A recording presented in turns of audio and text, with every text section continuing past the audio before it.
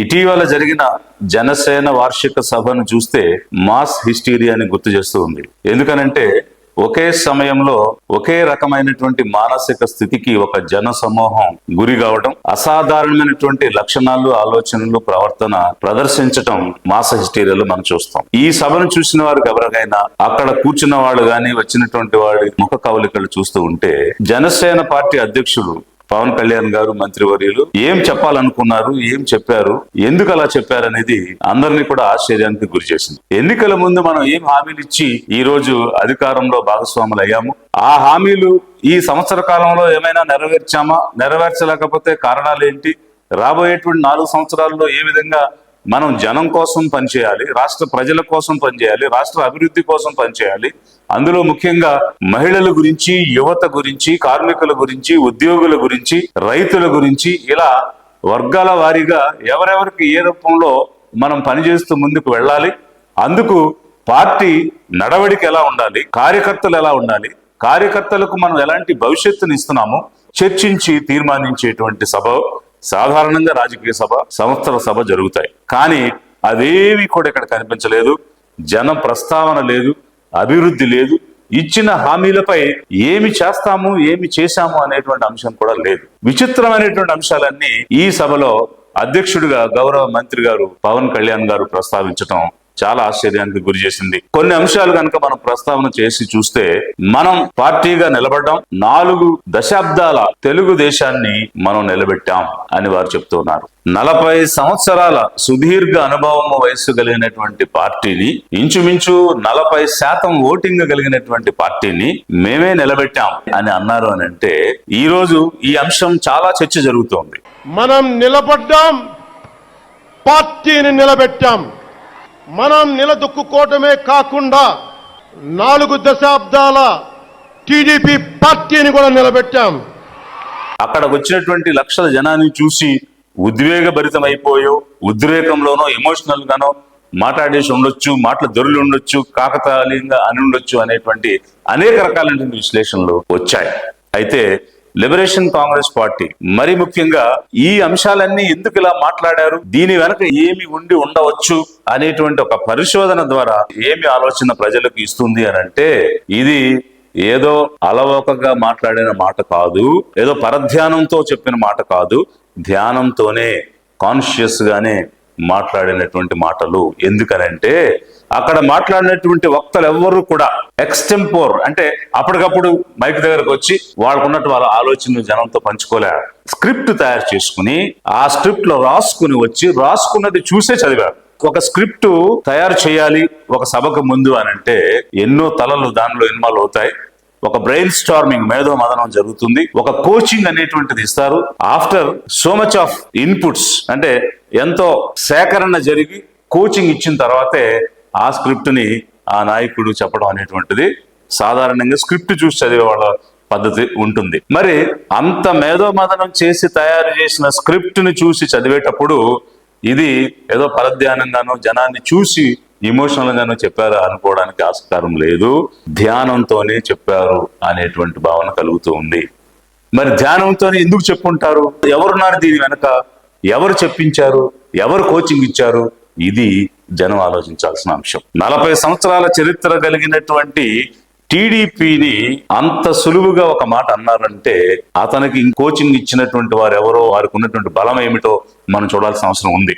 మనందరికీ తెలిసినట్టుగా తెలుగు ప్రజలకు ఎన్టీ రామారావు గారు తెలుగుదేశం పార్టీని స్థాపించి 9 నెలల్లోనే అధికారంలోకి తీసుకొని వచ్చి ఒక రికార్డుని, చరిత్రను నెలకొల్పిన సంగతి మనకు తెలుసు. అయితే మొదటి దశలో వారు పరిపాలన చేస్తున్న సమయంలో కొన్ని కీలకమైనటువంటి నిర్ణయాలు తీసుకున్నారు. అయితే అందులో, అంటే అన్ని ఇప్పుడు మాట్లాడలేం, ఒక ముఖ్యమైనటువంటి నిర్ణయం ఏమిటంటే కరణం మున్సిపల్ వ్యవస్థ, పట్వారీ పటేళ్ల వ్యవస్థ రద్దు చేయడం జరిగింది. ఇది రద్దు చేసినప్పుడు ఎవరు నష్టపోయారు అని అంటే, 100 ఎకరాలు తమ గుత్తాధిపత్యంలో పెట్టుకుని విలేజ్ రికార్డ్స్ అన్ని కూడా వారి చేతిలో పెట్టుకుని అనుభవిస్తున్నటువంటి బ్రాహ్మణులు తీవ్రంగా నష్టపోయారు. అందువల్ల మాకు అన్యాయం చేసింది ఎన్టీ రామారావు, బ్రాహ్మణుని నాశనం చేసింది ఎన్టీ రామారావు అని నేను చెప్పడం లేదు, AB6 అనేటువంటి ఛానల్లో బ్రాహ్మణులే చెప్పారు. ఉమ్మడి ఆంధ్రప్రదేశ్ లో మొట్టమొదట బ్రాహ్మణులకు, అర్చకులకు, వేద పండితులకు సమున్నతమైన హక్కులు తీసుకువచ్చి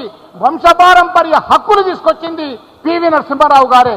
ఆ హక్కులను కానరాసింది ఎన్టీ రామారావు గారు. మన నియోగి బ్రాహ్మణులు భూ లెక్కలు, భూము సంబంధించిన రెవెన్యూ మొత్తము కూడా ఒకే లెక్కలో వేళ్ల మీద లెక్కబెట్టి చెప్పగలిగిన నియోగ కరణాలను తీసివేసింది ఎన్టీ రామారావు గారు. ధార్మికము అని చెప్పుకుంటూ బ్రాహ్మణత్వాన్ని అణగదొక్కిన మొదటి వ్యక్తి ఈ మన ఉమ్మడి ఆంధ్రప్రదేశ్లో ఎన్టీ రామారావు. 175 నియోజకవర్గాల్లో తెలుగుదేశం పార్టీ వారు ఒక్క బ్రాహ్మణికి కూడా ఇంతవరకు ఎమ్మెల్యేగా ఇవ్వాల. అంటే వాడు పనికిరారు మాట ఎమ్మెల్యే. వీళ్ళకి ఆ శక్తి లేదు. ఏం చేసుకుంటారో చేసుకోండి. ఈ పరిస్థితుల్లో ఈ సభకు వచ్చిన బ్రాహ్మణాలని ఒకరిని ఓడించడానికి మనకి బుద్ధికారం ఉండాలి. మనం బ్రాహ్మణులా ప్రవర్తించాలి.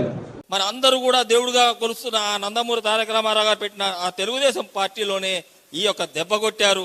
ఆ రోజు నుంచి ఈ రోజు వరకు బ్రాహ్మణుడు అనేవాడు కోలుకోలేని దెబ్బ కొట్టింది ఈ చట్టం మాత్రమే. దీంట్లో ఎవరు ఏది అనుకున్నా కూడా ఇది నిజం, నగ్న సత్యం. అప్పటి నుంచి ఈ టీడీపీని ఎలా పతనం చేయాలి అనేటువంటి వ్యూహ రచన చేసినట్టుగా అనిపిస్తూ ఉంది. నాటకీయ పరిణామాల తర్వాత ఎన్టీ రామారావు గారి దగ్గర నుంచి చంద్రబాబు నాయుడు గారికి తెలుగుదేశం పార్టీ మారింది. అయితే టీడీపీ చంద్రబాబు గారికి వచ్చిన తర్వాత ఎన్టీఆర్ తో ఉన్నటువంటి వాళ్ళు లక్ష్మీపార్వతి గారు ఎన్టీఆర్ టీడీపీ అనే మరొక కొత్త పార్టీని పెట్టడం జరిగింది. ఎన్నికలకు వెళ్తే కాంగ్రెస్ మీద టీడీపీ పోటీ పడుతూ ఫైట్ చేస్తూ ఉంటే బీజేపీ ఎన్టీఆర్ టీడీపీతో కలిసి టీడీపీ మీద ఫైట్ చేసింది. టీడీపీని పతనం చేయడానికి ప్రయత్నం చేసింది 1998 ఎలక్షన్ లో. ఆ విధంగా మొదలైనటువంటి ప్రయాణం ఎటువైపు దారితీసింది అని అంటే, ఇంత బలమైనటువంటి పార్టీని బలహీనపరిచి ఎవరో ఒకరి మీద ఆధారపడి గెలవగలిగే స్థితికి తెలుగుదేశాన్ని తగ్గించింది బీజేపీ. దీని వెనక ఉన్నటువంటి వ్యూహం ఆర్ఎస్ఎస్ చేస్తూ ఉన్నది. ఎందుకనంటే ఒక్కసారి ఎక్కడెక్కడైతే ఎలియన్సెస్ కి వెళ్లి ఈ రాష్ట్రాలలో అధికారం ఏర్పాటు చేసిన తర్వాత ప్రాంతీయ పార్టీని ఎలా మింగేసింది బీజేపీ అనేటువంటిది చూస్తే మీ అందరికి కూడా స్పష్టంగా అర్థమవుతుంది. జనం క్లియర్ గా అర్థం చేసుకోవచ్చు. కానీ ఇక్కడ జరిగినటువంటి ఆంధ్రప్రదేశ్ లో జరిగినటువంటిది ఏమిటంటే, మనమంతా ఏమనుకుంటాము, తెలుగుదేశం పార్టీ అంటే కమ్మవారిది, వైసీపీ అంటే రెడ్ల పార్టీ. వాస్తవమే. కానీ ప్రపంచవ్యాప్తంగా కమ్మవారందరూ ఏకమై గెలిపించినటువంటి తెలుగుదేశం మా బలం, మేము బలవంతులం అని వారు అనుకుంటున్నారు. కాదు, అలాంటి తెలుగుదేశంని కీలుబొమ్మగా ఆడించే శక్తి ఇంకొకటి ఉంది. వాళ్ళు దీనిని బలహీనపరిచి తెలుగుదేశం చంద్రబాబు గారి చేతిలో గెలిచిన 3 సార్లు బీజేపీ అండతోనే గెలిచింది. 99 గాని, 2014 గాని, 2024 గాని స్వతంత్రంగా గెలవలేదు. అంటే వారు అనుకున్న తర్వాత దాన్ని ఏ విధంగా కిందకు తీసుకొస్తున్నారు, పతన దిశగా తీసుకెళ్తున్నారంటే ఒక లాంగ్ టర్మ్ విజన్ తో పనిచేసినటువంటి వ్యవహారం దీని వెనుక మనకు స్పష్టంగా కనిపిస్తూ ఉంది. కాబట్టి ఆర్ఎస్ఎస్ అనేటువంటి ఒక సంస్థ వారికి కోచింగ్ ఇచ్చి స్క్రిప్ట్ తయారు చేయించి ధ్యానంతోనే ఈ మాట అనిపించింది అని జనంకి అనిపిస్తుందా లేదా ఒక్కసారి ఆలోచించమని ఈ సందర్భంగా నేను కోరుతూ ఉన్నాను. మరి హిందీ మనకెందుకు, హిందీ మన మీద ఎలా రుద్దుతారు, వి అపోజ్ హిందీ ఆధిపత్యం మేము ఒప్పుకోము అని ఎన్నికల ముందు వరకు మాట్లాడినటువంటి కళ్యాణ్ గారు ఇప్పుడు సడన్ గా హిందీ అంటే ద్వేషం ఏంటి, హిందీని ఎందుకు అపోజ్ చేయాలి, ఎక్కువ భాషలు మనం నేర్చుకోవాలి అనేటువంటి కొత్త గీతాన్ని ఆలాపించడం ప్రారంభం చేశారు. మోడీ గారు దుర్మార్గులు అనుకుందాం, భారతీయ జనతా పార్టీ దుర్మార్గులు అనుకుందాం. నాకు వాళ్ళ మీద ఇష్టం లేదు, వాళ్ళ మీద చిరాకు నాకు. వాళ్ళే మన మీద దక్షిణ భారత వివక్ష చూపిస్తారు. సరే భరిద్దాం. భారతీయ జనతా పార్టీ అంటే అందరూ హిందువుల పార్టీ అంటారు. నా ఉద్దేశం అది హిందీ వాళ్ళ పార్టీ, అది హిందువుల పార్టీ కాదు. అంటే హిందీకి విలువే ఉంటుంది తప్ప మిగతా భాషలకు విలువ లేదు. జాతీయ భాష నేను గౌరవిస్తాను, నేను నేర్చుకుంటాను హిందీ, నేను మాట్లాడతాను హిందీ, రాస్తాను, చదువుతాను. కానీ నా తెలుగు నేను చంపుకోలే, నా తమిళ నేను అర్థం చేసుకుంటానే, నా కన్నడాన్ని నేను గౌరవిస్తానే, నా మలయాళం తాలూకు గొప్పతనం తెలుసుకుంటానే. మేము అర్థం చేసుకుంటాం భాషల్ని. హిందీని ప్రేమిస్తాం కానీ హిందీని మా మీద రుద్దుతానంటే ఎట్లా? అంటే హిందీ మాకు రాకపోతే ఢిల్లీలో కూర్చొని అంటే మా పనులు చేయరా మాకు దక్షిణ భారతానికి? ఇవన్నీ చూస్తే నాకు ఏమనిపిస్తుంటే, చేతగాని వ్యక్తులు ఉన్నారు మన రాష్ట్రాన్ని వెళ్తున్నారు. చంద్రబాబు గారు కానీ, ముఖ్యమంత్రి గారు కానీ, లోకేష్ గారు కానీ మాట్లాడితే సంస్కృతాన్ని తిడతారు, హిందీని మీరు రుద్దుతున్నారు, సౌత్ దక్షిణాదిని అంటారు. అన్ని దేశ భాషలే కదా. మన తమిళనాడులో హిందీ రాకూడదు అంటుంటే నాకు అనిపించింది మనసులో ఒకటే, అప్పుడు తమిళ సినిమాలను హిందీలోకి డబ్ చేయకండి. డబ్బులేమో హిందీ నుంచి కావాలి, ఉత్తరప్రదేశ్ నుంచి డబ్బులు కావాలి, బీహార్ నుంచి డబ్బులు కావాలి, ఛత్తీస్గఢ్ నుంచి డబ్బులు కావాలి, కానీ హిందీ మాకు వద్దంటే. ఒకవైపు తమిళనాడులో 1938 నుంచి హిందీని అపోజ్ చేస్తూ 1968లో ద్విభాషా సూత్రాన్ని తీసుకుని వారు హిందీ చదవకుండా ప్రపంచ వ్యాప్తంగా అన్ని రంగాలలోనూ ఆధిపత్యంలోకి వచ్చారు. అంటే అనేక రకాలైనటువంటి స్థానాల అవకాశాన్ని పొందినటువంటి పరిస్థితి మనం చూసాం. అలాంటి పరిస్థితిలో ఉన్న అంటే ఒక సక్సెస్ఫుల్ గా నడుస్తున్నటువంటి తమిళనాడును కూడా ఎగ్జాంపుల్ గా తీసుకుని వాళ్ళు ఎలా హిందీని అపోజ్ చేస్తారు, మనం అన్ని భాషలు నేర్చుకోవాలని వారికి కూడా ఉద్బోధ చేస్తూ ఉన్నారు. మనం గమనిస్తే కేరళకు వెళ్లారు, గుళ్ళు దర్శనం చేసుకున్నారు, తమిళనాడుకు వెళ్లారు, కొన్ని దేవాలయాలు చూశారు. ఎందుకు కేరళ తమిళనాడుకి మాత్రమే వెళ్లారు, కర్ణాటకకి ఎందుకు వెళ్ళా? కర్ణాటకలో కూడా పెద్ద పెద్ద దేవాలయాలు ఉన్నాయి కదా, కుక్కే సుబ్రహ్మణ్యం ఉంది, ధర్మస్థల ఉంది, అన్నపూర్ణేశ్వరి ఉంది, శృంగేరి ఉంది, ఇలాంటివి అనేకమైనటువంటి కర్ణాటకలో అక్కడికి వెళ్ళా. ఎందుకంటే 2026లో కేరళ తమిళనాడు జనరల్ ఎలక్షన్స్ కి వెళుతూ ఉన్నది కాబట్టి ఒక RSS బీజేపీ దూతగా అక్కడికి వెళ్లి ప్రచారం చెయ్యాలి అని అంటే ముందు పరిచయ కార్యక్రమం, అక్వైంటెన్స్ చేసుకోవాలి. కాబట్టి ఒక టెంపుల్ విజిట్ చేసి వచ్చి ఈ రోజు ఏం చెప్తున్నారంటే తమిళనాడు నిలదీస్తున్నారు, మీరు హిందీ ఎందుకు వద్దంటారు, దక్షిణ భారతదేశంలో హిందీ ఎందుకు వద్దంటారు అని. ఉత్తర భారతదేశం వాళ్ళు తెలుగు, తమిళ్, కన్నడ, మలయాళం నేర్చుకోవడం లేదు కదా, త్రిభాషా సూత్రం వారు కూడా పాటించాలి కదా, అందరికీ ఒకటే రాజ్యాంగం కదా ఇది ఈ రోజు దేశంలో ఉంది. అమిత్ షా గారు ఏం చెప్తారు, హిందీ భారతదేశానికి ఆత్మ. మరి ఇండియాకి హిందీ ఆత్మ అయితే తెలుగు ఏంటి, తమిళ ఏంటి, మలయాళం ఏంటి, కన్నడ ఏంటి, అవి ప్రేతాత్మలా? ఈ రోజు మనం పాడే జనగణమన, వందే మాతరం, ఇవన్నీ ఏ భాషలో ఉన్నాయి?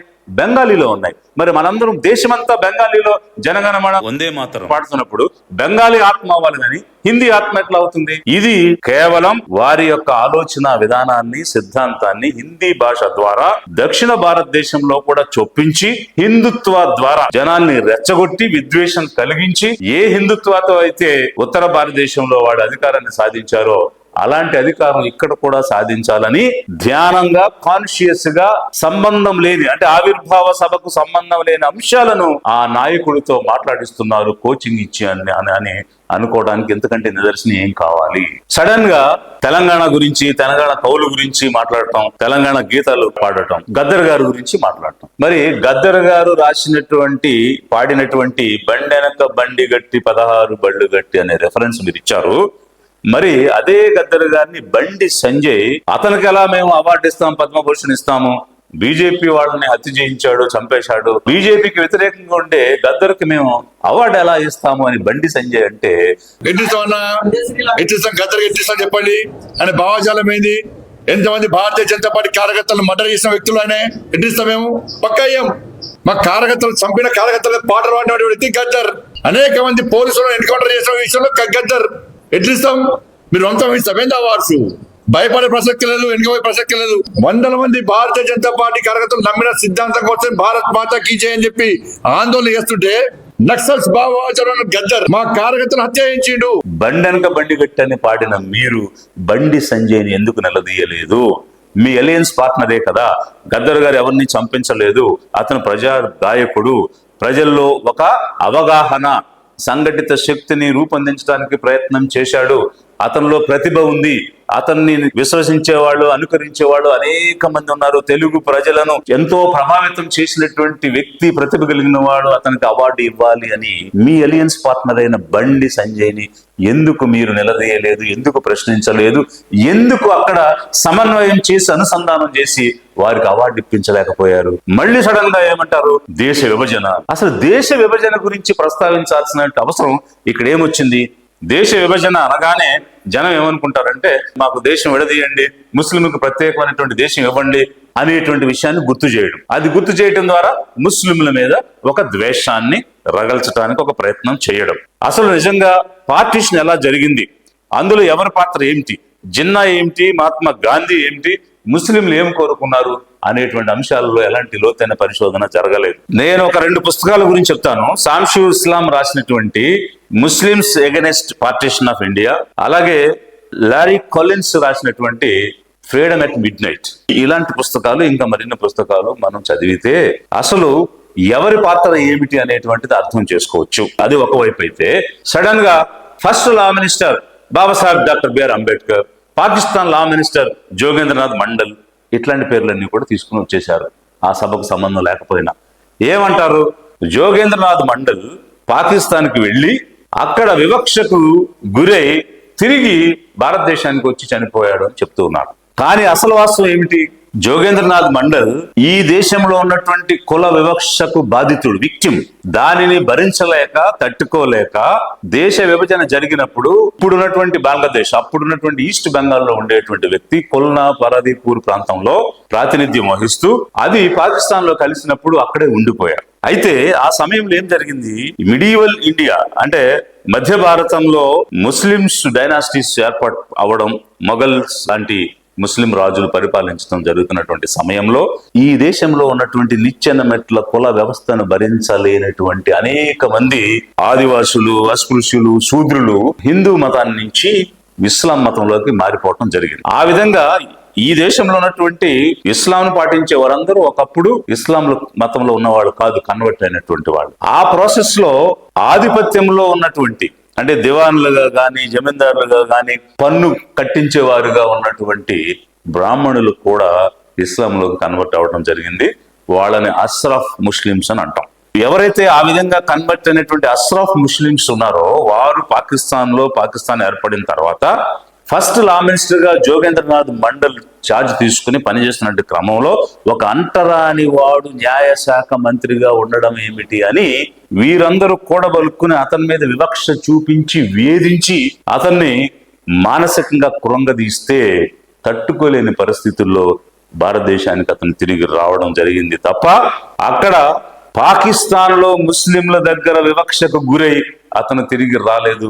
వాస్తవాలు చెప్పాలి కళ్యాణ్ గారు, పేర్లు తెలుసు కదా, కోచింగ్ ఇచ్చారు కదా అని ఏదంటే అది మాట్లాడేసేస్తే మాస హిస్టీరియాలో అందరూ నమ్మేస్తారు అనుకుంటే అది పొరపాటు.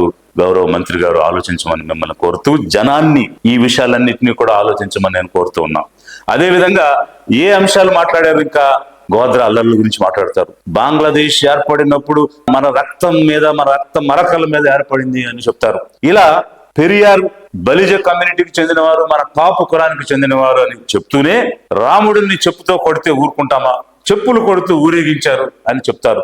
ఇవన్నీ కూడా ఎప్పుడో 75 సంవత్సరాల క్రితం జరిగిన అంశాలు, 70 సంవత్సరాల క్రితం జరిగిన అంశాలు, 50 సంవత్సరాల క్రితం, 15 సంవత్సరాల క్రితం జరిగిన అంశాలు ఇప్పుడు ఎందుకు చెప్తున్నారు? ఆంధ్రప్రదేశ్ రాష్ట్రంలో జనం శాంతితోనూ మత సామరస్యంతోనూ జీవిస్తారు. వీరికి హిందూయిజం అనేది ఒక జీవన విధానం. ఆ జీవన విధానంలో జీవించేవారు అందులో ఉన్నటువంటి రిచువల్స్ ఏమన్నా కూడా యథేచ్ఛగా చేసుకుంటారు. భవానీ దీక్షలైనా, అయ్యప్ప దీక్షలైనా ఏదైనా కూడా చేసుకుంటారు. ఎలాంటి పెళ్లిళ్ళైనా లేకపోతే దానికి సంబంధించినటువంటి క్రతువులైనా కూడా ఒక పద్ధతి ఉంది. ఆ పద్ధతి ప్రకారం స్వేచ్ఛగా చేసుకుంటూ వెళుతున్నారు. ఎవరికి ఎక్కడ ఇబ్బంది కలగలేదు. అది ఒక వినాయక చవితి అయినా, ఒక దుర్గాష్టమి అయినా కూడా. సో అలాంటి పరిస్థితిలో ఎవరి పండుగలు వాళ్ళు, ఎవరి కల్చర్ వాళ్ళు చేసుకుంటున్న సమయంలో ఇక్కడ ఎక్కడ కూడా ఎప్పుడు కూడా ఎలాంటి గొడవ జరగలేదు. కాబట్టి ఇది జరిగింది కాబట్టి మీరు విడిపోండి, ఇది జరిగింది కాబట్టి మీరు రోడ్ల మీదకి రండి, ఇది జరిగింది కాబట్టి మీరు విడివిడిగా ఉండండి, ద్వేషం తగిల్చుకోండి, జనరేషన్ మారింది, కార్యకర్తలు ఉండరు అలా, అప్పట్లాగా ఇప్పుడు ఉండే పరిస్థితి కాదు అని కార్యకర్తలను ఉసికొలపడానికి, ద్వేషాన్ని రగిలించడానికి, హింసను రేకెత్తించడానికి మీరు ఎప్పుడెప్పుడో దశాబ్దాల క్రితం జరిగినటువంటి అంశాలు ఈ రోజు తీసుకొస్తున్నారు తప్ప ఈ రోజు మత విద్వేషాలు కలిగేటువంటి అంశాలు ఏవి కూడా మన రాష్ట్రంలో లేవు. జనం ఆలోచించాలి. మిమ్మల్ని ఎవరు అడిగారండి మీ మతం ఏమిటని? ఎవరు అడిగారు మీరు ఏ దేవుని పూజిస్తున్నారని? మీరేమంటారు? మా నాన్న హేతువాది, ప్రమిదలకు సిగరెట్లు వెలిగించుకునే వ్యక్తి. ఈ రోజు ఏమంటున్నారు? మా నాన్న రామభక్తుడు, మేము రాముడిని పూజిస్తాము. మా ఇంట్లో ఎప్పుడు రామనామమే ఉండేది. ఆ రామనామాన్ని జపిస్తూనే నాకు జబ్బు వచ్చినా మా నాన్న రామనామం చెప్పేవాడు. అలాంటి రామనామం జపించే మాకు రాముడి విగ్రహం తల నరికేస్తే కోపం రాకూడదంటారేంటి మీరు? మా ఇంట్లో ఎప్పుడు రామనామమే ఉండేది. మా నాన్న ఒక హేతు అది. మా నాన్న ఎలాంటి వాడంటే, మా నాయనమ్మ దీపారాధన వెలిగిస్తే దీపారాధనలో సిగరెట్ వెలిగించిన దేవుడు లేడు, దెయ్యం లేదనే వ్యక్తి మా నాన్న.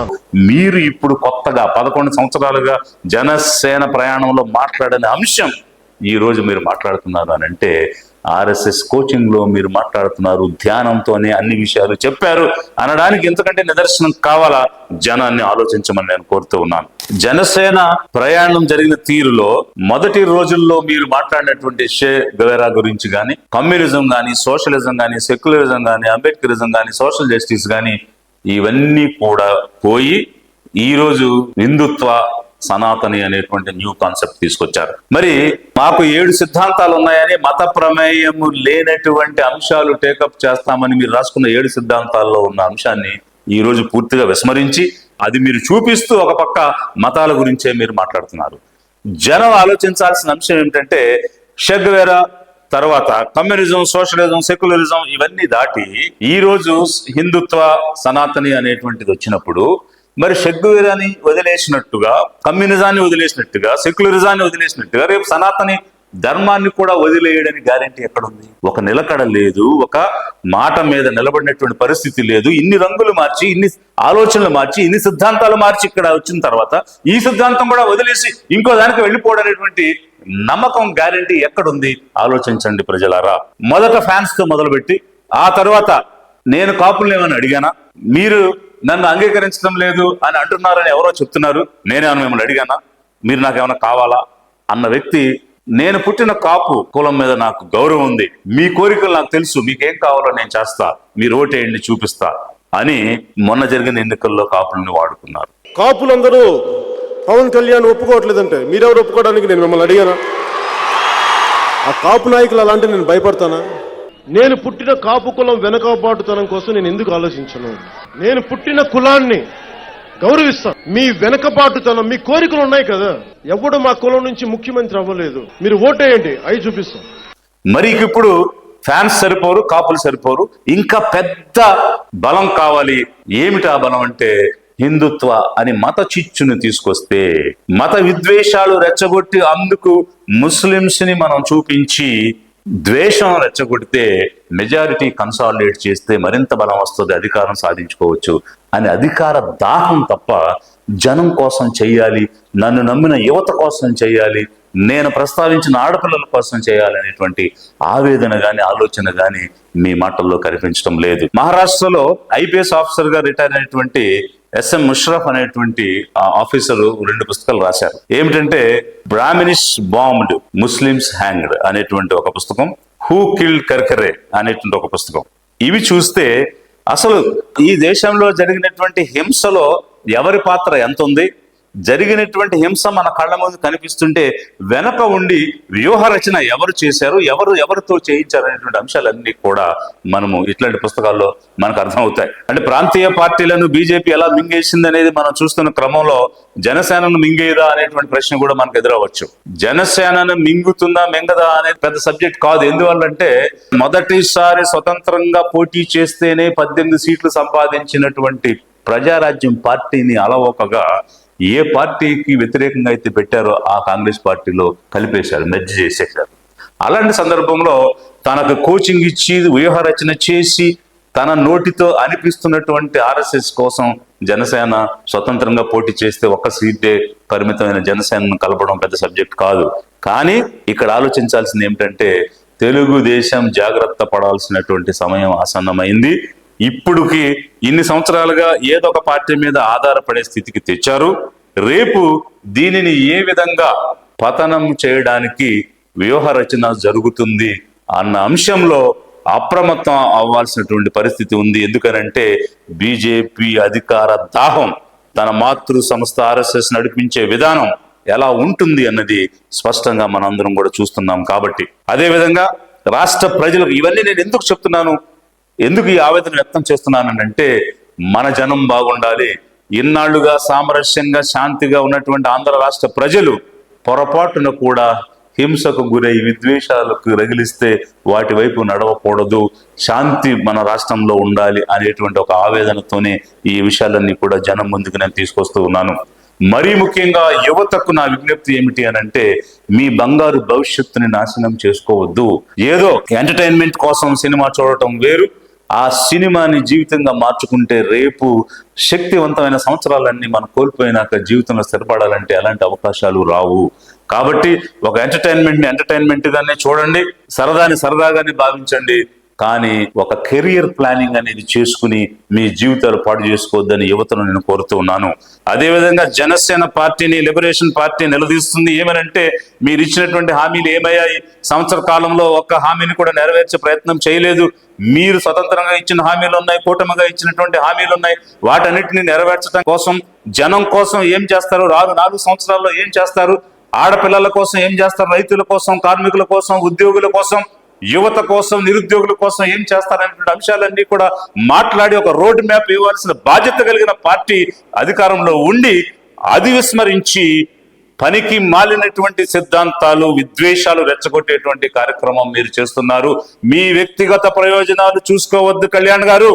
జాతి ప్రయోజనాలు చూడండి, ఆంధ్ర రాష్ట్ర ప్రజల యొక్క ప్రయోజనాలు చూడండి అని మీకు ఒక విజ్ఞప్తి చేస్తూ ఉన్నాను. లిబరేషన్ కాంగ్రెస్ పార్టీ డిమాండ్ చేస్తూ ఉన్నది. అదే సమయంలో తెలుగు ప్రజలకు నేను ఒక్క మాట చెప్తున్నాను. పవన్ కళ్యాణ్ గారు ఉన్నారు, జాగ్రత్త. తమిళ్ జనంగళకు పవన్ కళ్యాణ్ ఇరుక్క, జాగ్రత్త ఇరు. ಕನ್ನಡ ಪ್ರಜೆಗಳು ಪವನ್ ಕಲ್ಯಾಣ್ ಬಗ್ಗೆ ಎಚ್ಚರಾದಿಂದಿರಿ. ಮಲಯಾಳ ಅಳುಕು ಪವನ್ ಕಲ್ಯಾಣಿನೇ ಸೂಕ್ಷಿಕ್ಕುಕ. मराठी लोक पवन कल्याण पासून सावधा रहा.